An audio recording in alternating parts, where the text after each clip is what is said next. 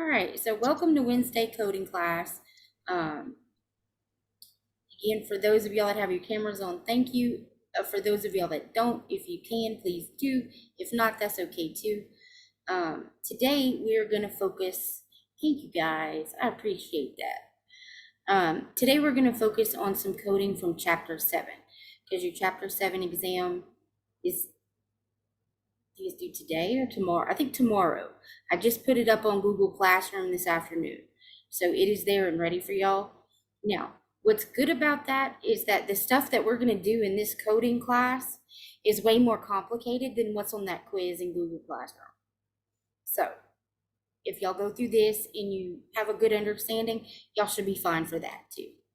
Okay. So I'm going to share my screen and we'll jump right into it.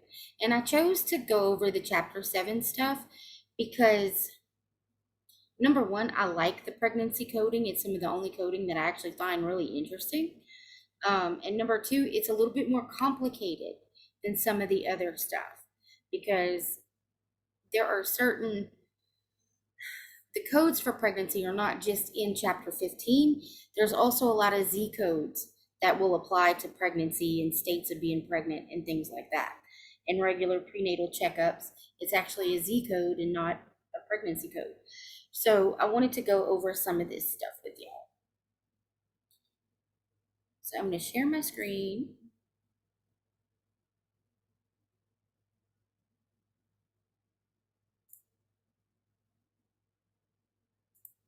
And we'll jump right into it. And I formatted it a little bit different this week too, guys. I went ahead, if I can move this dang little box.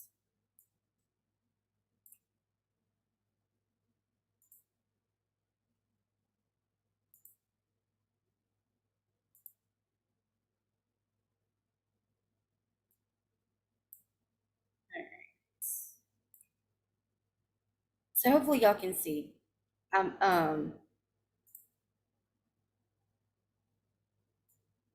really hate Zoom sometimes. Okay.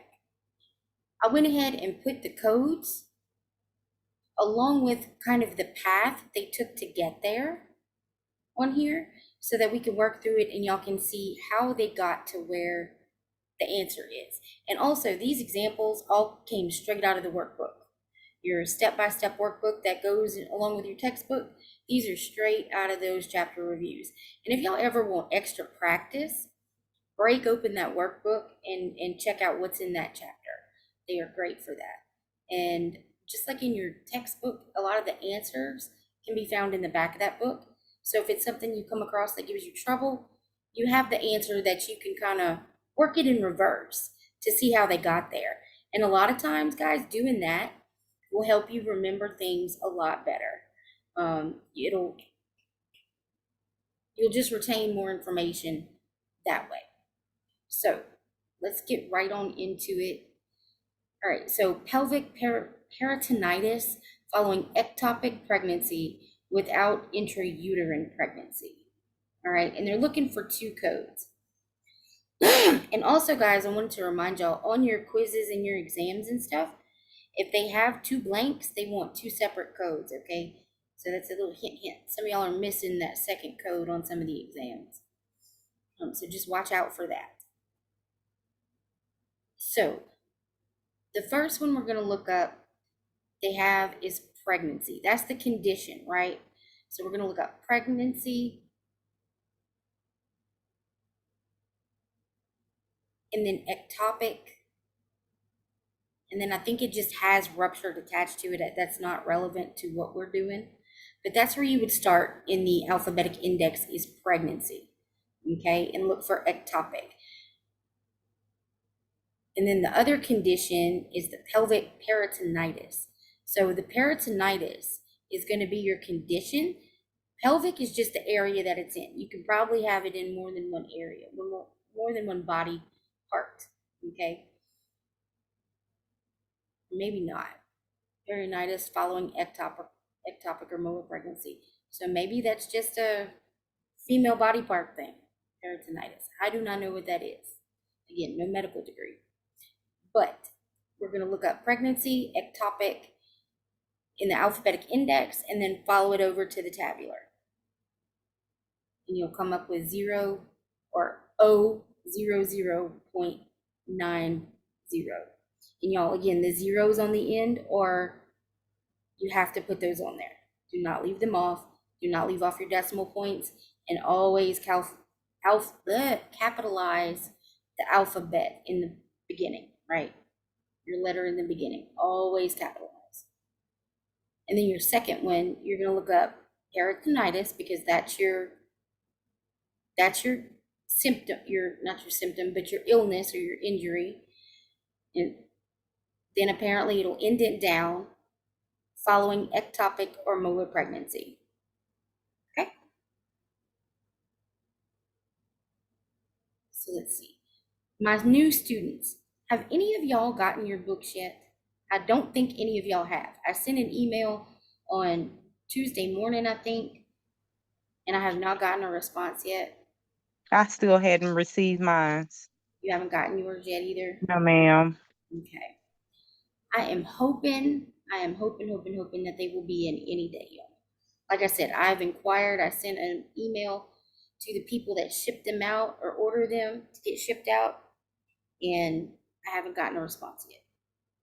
So I'm still waiting to hear.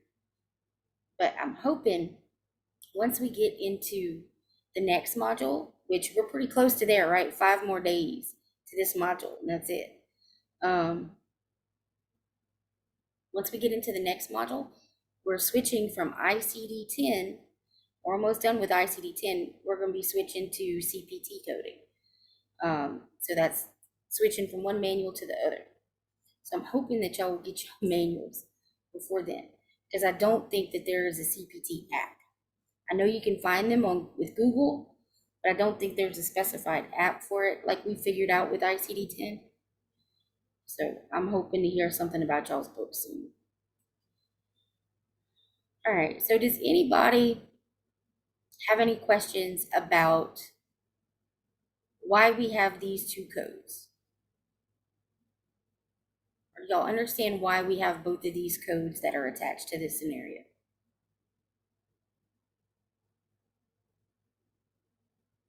No questions? Awesome. Awesome. And like I said, I don't even think I put any on the quiz that had two codes. I think they're all one. So it won't be anything that is outside what y'all can do. All right, so number 2, a 24-year-old woman at 32 weeks gestation has hypotension. All right, so we know automatically she's a pregnant woman with hypotension, right? So the first thing is going to be pregnancy, and then complicated by hypotension. And it'll probably indent down pregnancy, and then there'll be a lot of different things having to do with pregnancy, right? And then you'll find that complicated by will be somewhere in that first indentation. And then in your second indentation, you'll find what it's complicated by, which in her case is hypotension. So you go pregnancy, complicated by, hypotension, and it'll lead you to the 026.53. And then you verify that in your tabular. Okay. And let's see, 026.53. Is anybody following along? Does anybody have their manuals with them to follow along?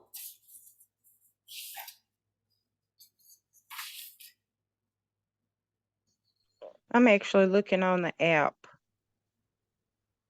023. Okay. All right, so it'll bring you to 026.5.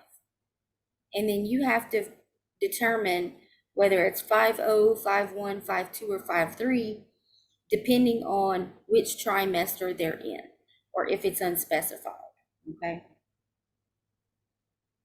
50 is your unspecified, and then if you look down, you see 51, 52, and 53, and the only difference between them is first trimester, second trimester, or third trimester, right? So we know she's 32 weeks, that's into the third trimester. So it's going to be the 026.53. Okay. Any questions about that? How they got there? No, I'm trying to see how to get there. 026.53. I don't see that on the app. yeah. 0.26.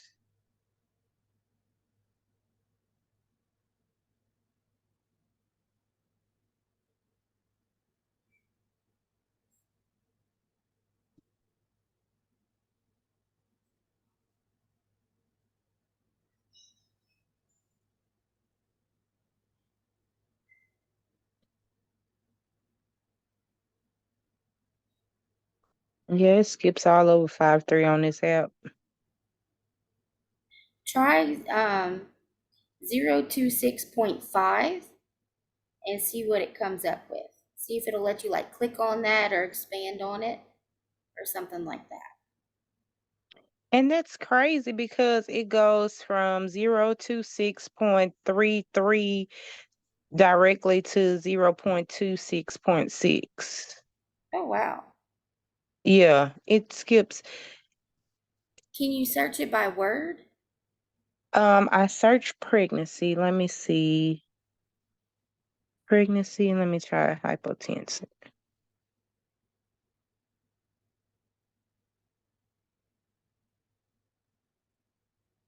Okay. So I have to put like the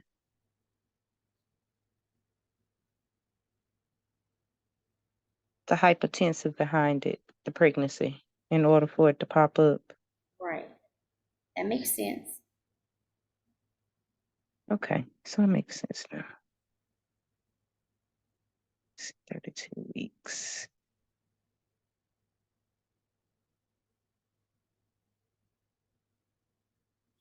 It sounds Okay. like with the app, you're going to need to put whatever the condition is plus some type Mm-hmm. of specification. Yeah, that's what it looks like now. Okay. So yeah, Awesome. it's pulling up now. Okay, got it. All right. So we're going to have another code that's going to go along with this O code, right? The hypotension is going to be your first listed because that's why that's the complaint. That's what's the main problem. Yeah, she's pregnant, but she's hypotensive. So that's an issue. So that is going to be your first listed diagnosis, okay? Your second listed diagnosis is going to be a Z code. And anytime you have a scenario where you have somebody and a pregnancy, you're going to probably use a Z code that's going to indicate where in the pregnancy they are. And in this case, she's at 32 weeks gestation, right? So you're going to look up again the condition of pregnancy, but you're going to look for, instead of a complication, you're going to look up weeks of gestation. And actually, I'd like to see how they line that out in the alphabetic index while we're talking about it. It's been about 6 months since I've looked at it.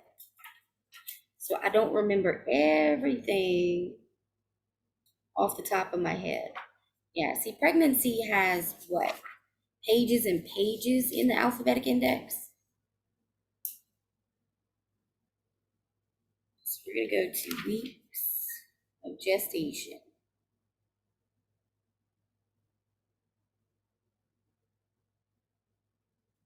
And it actually has it listed out by the weeks as to what code it is. And it starts at 8 weeks and goes all the way to 42 weeks. And then greater than 42 weeks. God help the woman that goes greater than 40 weeks. I would not want to be her, y'all. Because I went to 39 weeks and 6 days, and that was some miserable, miserable stuff. All right, so this particular woman is at 32 weeks. So I'm going to go down our little list. 32 weeks. Z3A.32 is where it leads me in the tabular. And I'd be willing to bet, yeah, see Z3A.32. There's not going to be any other specification needed, but we still always want to verify in our tabular. Because we wouldn't know that until we do, that there's no additional specification.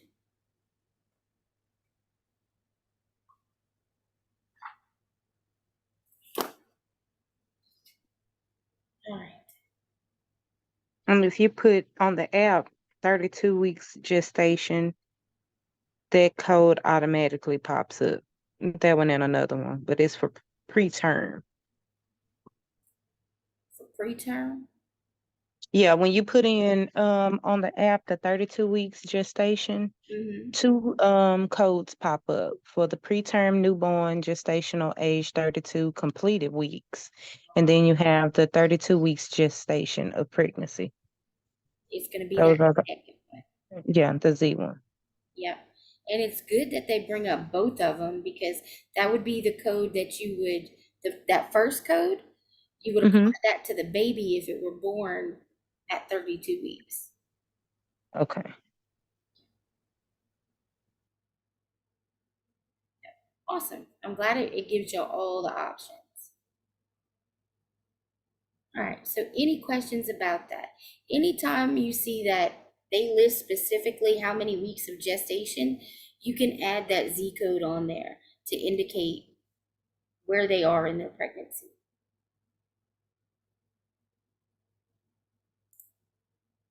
All right. So number 3, 26-year-old woman, 30 weeks of gestation with quadruplets.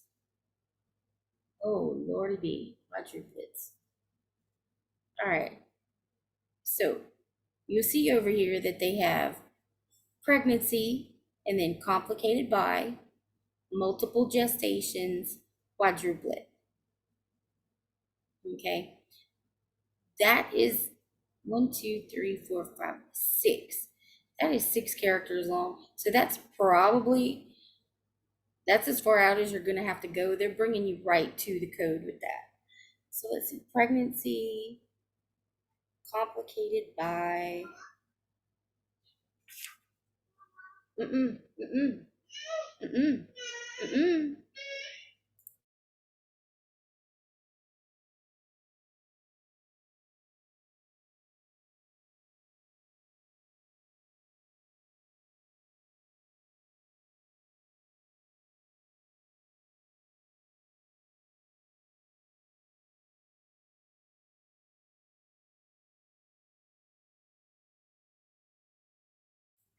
Y'all please excuse me if you hear a child having a fit in the background. All right, so complicated by, I'm in the alphabetic index. Complicated by is in that first indentation, and then multiple gestation is not too far down. And they actually have quadruplet. It says C pregnancy quadruplet.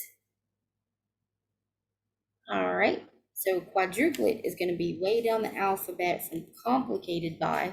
So we're going to pop out to that first indentation and find quadruplet.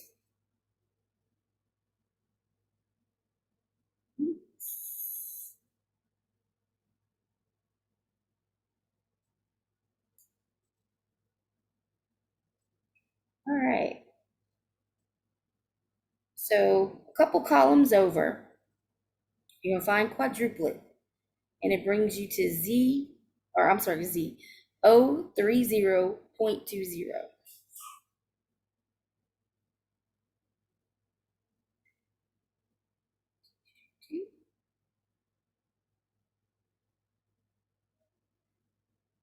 And then that is gonna indent down one more time to with, and you have 2 or more monoamniotic fetuses, 2 or more monocryonic fetuses. And I'll explain to y'all what those are in a second. Let's see. Gestation with quadruplets. We do not know. We do not know about the monoamniotic or monocryonic in this particular thing. So we are going to have to go to our tabular and figure out what we need to do there. So I'm going to go to 030.20.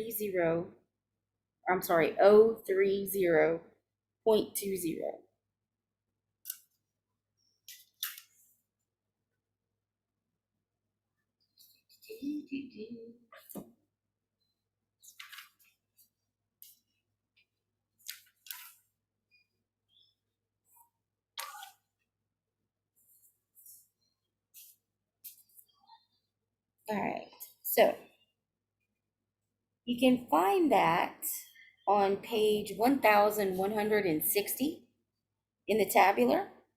030.20 is a quadruplet pregnancy, unspecified number of placenta, and unspecified number of amniotic sacs.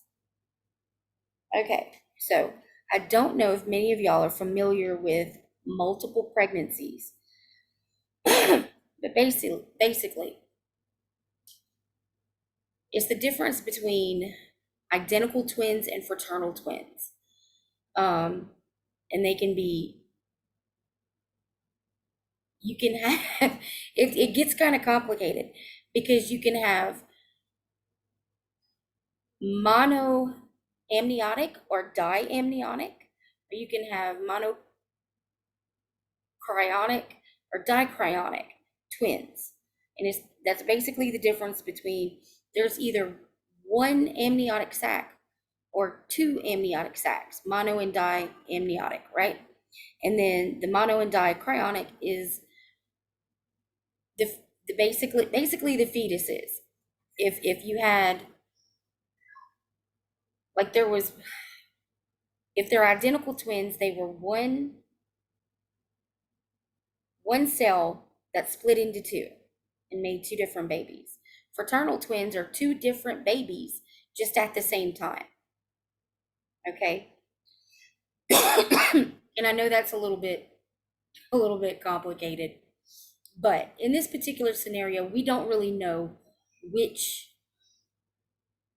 if these babies are in multiple sacs, if they're all four in one, if they're identical, if they're all four different pregnancies and four different sacs. We have no idea in this particular scenario. So we have to go with the 30.20, the unspecified, but we still have to indent down some more, right? That's not the end of it because we have that red stop sign there. So it specifies down to trimester, and she's at 30 weeks, right? 30 weeks, quadruplets.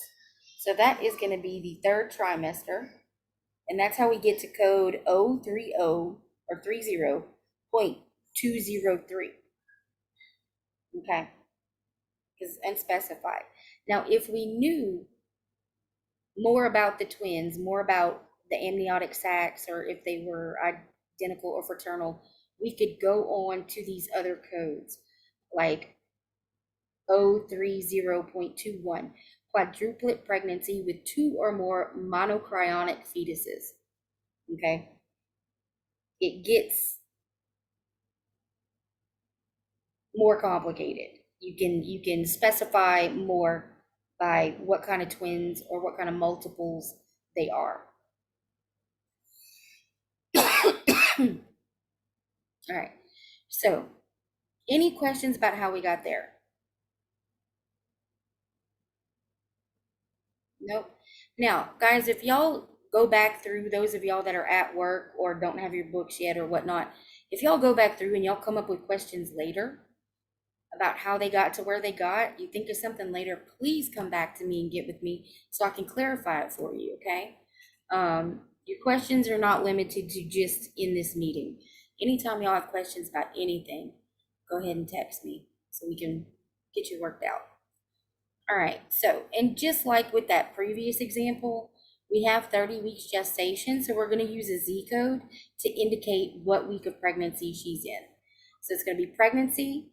We go to that weeks of gestation and we look at that list, and it's going to be for 30 weeks, Z3A.30. Okay. So the Z code is simple enough once you get there. It's pretty straightforward, the weeks of gestation. Each week has its own code. So that's good. That's good. All right, so with all of this that we have talked about in mind, here's the bonus opportunity. All right, so I'm giving you this scenario, and I'll give you a hint. There's more information in here than you need to code. There are 5 codes, 5 correct codes for this scenario, this 3-sentence scenario, 5 different codes that you're going to use. But when you start looking, you're going to come up with about 7 or 8. You're going to come up with about 7 or 8, but you got to think about what information is relevant to this particular scenario, this medical record, okay? So let's go over it real quick. We have a patient in the 3rd trimester of pregnancy. She's high risk due to age, pre-existing type 2 diabetes, history of cervical shortening with premature birth of identical twins, cervical cerclage placed at 15 weeks of pregnancy. And again, there are 5 codes that are going to be correct for this scenario. Do we need to put them in order? No, if you get all 5 of them, I'm not worried about order. If y'all get all 5 of them, all 5 correct, I will be extremely, extremely impressed. Because like I said, there's some information in this scenario that you're going to think is necessary, but it's actually not. It's actually not. Think about this pregnancy. Focus, like that's my hint, is focus on this particular pregnancy. Okay, not the, Yes. you see what I'm saying? So, but yeah, you got a patient in the 3rd trimester, high risk for 2 different reasons, with a history of premature birth of identical twins due to cervical shortening. So in this current pregnancy, because of the history, they have placed a cervical cerclage at 15, when she was at 15 weeks of pregnancy. They did that procedure. Okay. So I'm going to go ahead and tell y'all, this is me. This particular scenario is me. I am going to email this scenario to you guys that are here. And like I said, for those of you that are watching this later and not here, shoot me a text message and I'll email it to you for the bonus opportunity. I'm gonna email it to you and y'all just email me back your answers, okay? But yeah, this was one of my prenatal visits when I was pregnant with my daughter Paige. And this is an actual ultrasound of my twins right before they were born at 23 weeks. It's Morgan and Ava Guillory. So yeah, y'all are gonna code me for a bonus opportunity. What is a cerclage? Is that something to make your cervix a little long because of shortening? Basically what they do, they go in, yes, it keeps it from opening. Like, once you get close to pregnancy, your cervix stays closed to keep everything in place, right? Keep baby in place. Once you get close to delivering, you get close to term, your cervix will start to do what they call effacing, like where they'll start saying, oh, you're 60% effaced or whatever. And that's the opening of your cervix to allow for birth. In my particular case, my cervix was 100% effaced at 23 weeks. Because we don't know if it was because of the weight of the twins or because I'm just a small person. We're not really sure why my cervix did what it did. And they went in to do the cerclage at almost 24 weeks.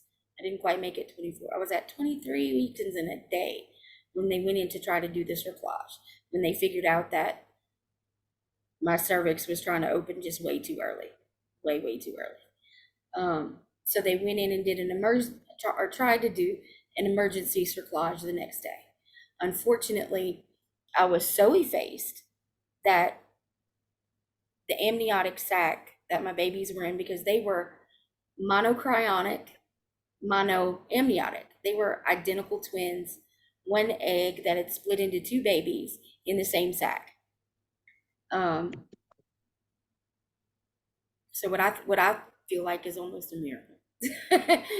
Crazy stuff. But the amniotic sac was already starting to protrude into my cervix. So in order to sew up the cervix, they had to try to push it back up. And unfortunately, when they did that, my water broke. And most women, if your water breaks and you start your amniotic fluid, you start losing it, you go into labor within 24 hours. Now, that didn't quite happen with me. I actually went into labor a week later. And I was supposed to, if I had made it to 24 weeks without going into labor, that I was supposed to be put in the hospital and stay there until I had the babies. Unfortunately, I went home and I didn't get to 24 weeks before I went into labor. So we went into labor, and 3 days later, because I was in labor for 66 hours, trying to hold my girls in place, to give them as much of a chance to survive as possible. Unfortunately, 66 hours later, they were born. Way too early. The micropreemie equipment wouldn't even fit on them, unfortunately. So they lived about 10 minutes and then passed away. And when I was 15 weeks pregnant with Paige, we did a cerclage, which ended up not even being necessary because she stayed up in my ribs the entire pregnancy and wasn't going nowhere. And it was her pregnancy was almost perfect, almost an ideal pregnancy, as ideal a pregnancy as someone with type 2 diabetes can have, pretty much. But yeah, that's what a cerclage is. They go in and they basically put stitches in to sew it together and keep it closed. Yeah. Okay. I'm sorry to hear that. Yeah. I'm not trying to bring y'all down. It's I okay. promise I'm not. I know you're just telling I the think- truth. I think given my own Mhm. complicated history, that's why I find pregnancy coding interesting, you know. But it's like I tell y'all, if y'all can find something while looking through this book, looking up your own diagnosis, the own things that are wrong with you and your family, it'll help you familiarize yourself with the book. It really will. And thank y'all. I appreciate y'all saying that. And it's okay. I'm one of them people that, you know, I feel like one day I'm going to see my daughters, and the way I like to look at it is my daughters lived an absolutely perfect life. Like, they were born into the world. The only thing they knew was my voice and my husband's voice, and the fact that we loved them. They never had to feel any pain or any fear or how ugly people can be, how hard the world is. And I feel like I'll meet them one day, and they're up in heaven with their grandparents and waiting on me, essentially. And I've got Paige. She's the only one I'm ever going to have because of my complicated history and medical crap. But that's okay because she's awesome, you know? So, Mhm. but I mean, y'all, that's as hard as it is, that's life. That's life. There's so much unfair stuff that we have no control over. No control over. You know, so that's why it's important to keep that in mind. You know, control the things you can and learn to accept the things that you can't. Because I'll tell y'all right now, after burying my 2 daughters, parents are not supposed to bury their kids. That's one of the worst things a parent can go through, I think, is burying their child. And I had to bury 2 of them at the same time. And it took me a long time to be okay after that. I went through some really severe depression and severe anxiety. But you gotta have faith, and you gotta understand that life is gonna go on. Whether we like it or not, it'll leave us in the dust if we don't, you know, pick ourselves up and dust ourselves off and have faith that things are gonna get better. Things are gonna get better. So that's my soapbox for today. But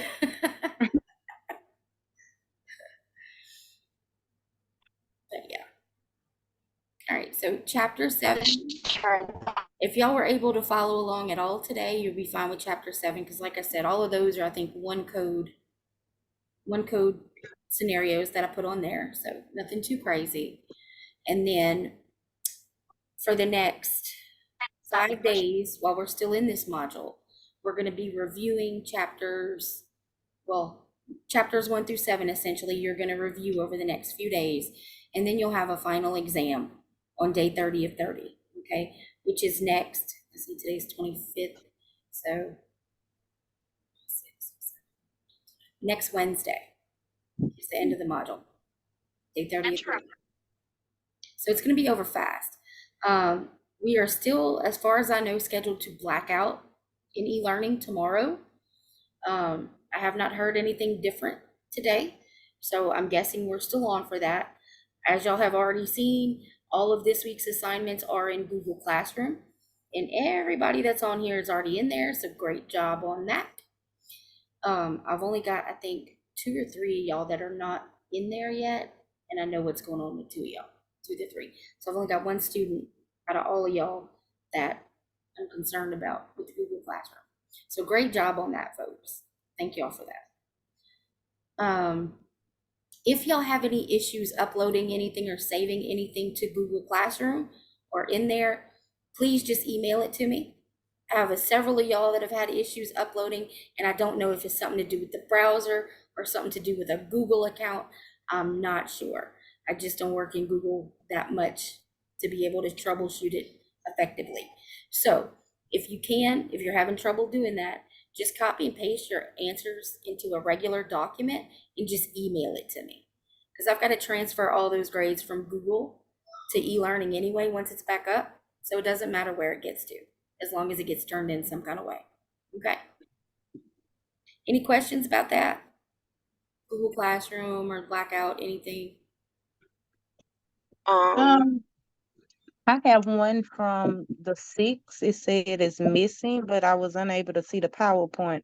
I think I text you about it. Yeah, But it's I didn't have anybody else that I attached all the PowerPoints right to those assignments, and I didn't have anybody else that couldn't see it or find it that I know of. I can show you. Oh, it's a stop video. Hold on, I'm trying to turn my camera around.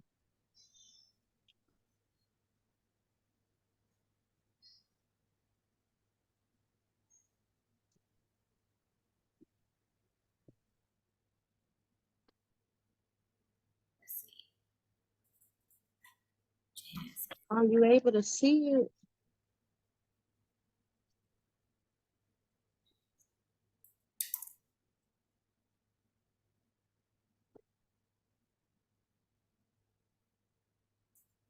Let's see. I can't really see that, Latrice. Hold on.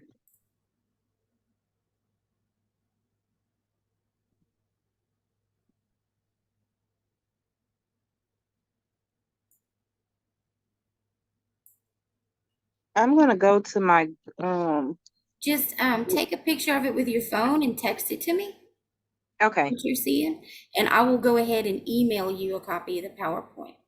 It was the chapter Okay. 6 one? Mm-hmm. Okay. I will make myself a note. Choose chapter 6. Yeah, I'll go ahead and email that to you just in case. And yeah, take a picture of it and send it to my phone so I can blow it up. Okay. Good. Any other questions or concerns, y'all? No, we good? My new students, are y'all doing all right? Y'all not freaking out on me, are you? Melinda, everything's okay? You're doing really It's great. getting easier. Yeah, it does, y'all. It really does. As the days go by, the more you're in it, the easier it gets. For sure. For sure. That's why I say y'all just give it a minute. It'll be okay. And it'll be a lot easier once y'all get those manuals too. I was just gonna say that once we get our books, Yeah. maybe. Yeah. I promise. Just kind of go from site to site. Yeah. But it's And it's cool. hard. It's hard to learn a process when you don't have the tool that you need to work the process, right? Yeah. Look, I understand you. I really do. Really do. I have been fighting for over a year to try to get Unitech to change how they do our new students as far as the books, and not just me, all of the instructors. We've been, harping, but sometimes we just we don't get to make those decisions, so all we can do is keep on telling the higher ups that we need a different way of doing things. So we are going to bat for y'all, I promise. But all right, so I will email out that bonus scenario to y'all in just a little bit. And if there are no other questions or concerns, y'all just thank you for your time. I appreciate it as always. And I will post the link for tomorrow's 4 o'clock Zoom tomorrow afternoon at some point. Okay. All right, well, y'all have a great day. Appreciate you guys. All right, you too. Bye. Bye-bye.